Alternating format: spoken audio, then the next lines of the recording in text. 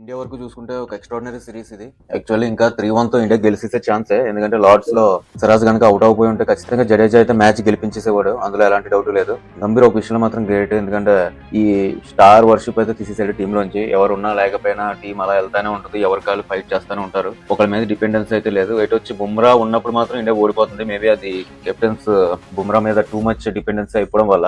So Bumrah ఉన్నా కూడా captains మిగతా వాళ్ళకి కూడా ఇంపార్టెన్స్ ఇస్తేనే ఇండియా అయితే డెఫినెట్ గా ఇండియాకి యూజ్ అవుతుంది తప్ప బుమ్రా ఉన్నప్పుడు కంప్లీట్ గా ఫోకస్ అంతా బుమ్రా మీద వెళ్ళిపోయి మిగతా బౌలర్స్ ని కొంచెం కాన్ఫిడెన్స్ తగ్గిస్తుంది అది. ఈవెన్ సిరాజ్ చూస్తే బుమ్రా ఉన్నంత సేపు తను కొంచెం మేబీ ఇన్ఫీరియర్ ఫీల్ అవుతున్నాడు. ఎందుకంటే ఆబ్వియస్లీ బుమ్రా ఉంటే తను ఒక సెకండరీ బౌలర్ కింద ఉంటాడు తప్ప తన మీద ఎక్కువ ఫోకస్ కానీ తనకి ఎక్కువ ఛాన్సులు కానీ రావు. బట్ బుమ్రా లేనప్పుడు మాత్రం సిరాజ్ ఎక్స్ట్రాడినరీ పెర్ఫార్మెన్స్. ఒక్క మనిషి పట్టు వదలకుండా గెలిపించేసాడు అన్నట్టు చేశాడు సిరాజ్. ఎప్పటికీ టెస్ట్ క్రికెట్ లో వచ్చే ఆ సాటిస్ఫాక్షన్ కానీ ఆ కిక్ కానీ మనం వేరే T20లో కానీ వన్డేలో కూడా రాదు. అది మనకి గంభీర్ రియాక్షన్ తెలుస్తూ ఉట్టప్పుడు వరల్డ్ కప్ విన్ అయినా ఛాంపియన్స్ ట్రోఫీ విన్ అయినా రియాక్ట్ అవ్వని గంభీర్ ఒక టెస్ట్ సిరీస్ డ్రా అయితే ఎగిరి గంతేసేసాడు. ఒక క్రికెటర్స్ మీద ఎగిరి ముద్దులు పెట్టేసి టెస్ట్ క్రికెట్ లో విన్ అయితే వచ్చే కిక్ అలాంటిది. అసలైన క్రికెట్ ఎక్స్పీరియన్స్ క్రికెట్ ఎంజాయ్ ఎప్పుడు చేయగలం అంటే ఇలాంటి test matches last few hours లో ఎవ్రీ బాల్ ఒక క్లైమాక్స్ ఒక సస్పెన్స్ లో ఉంటుంది. బోత్ సైడ్స్ రెండు సైడ్స్ బాగా ఆడినాయి ఇందులో.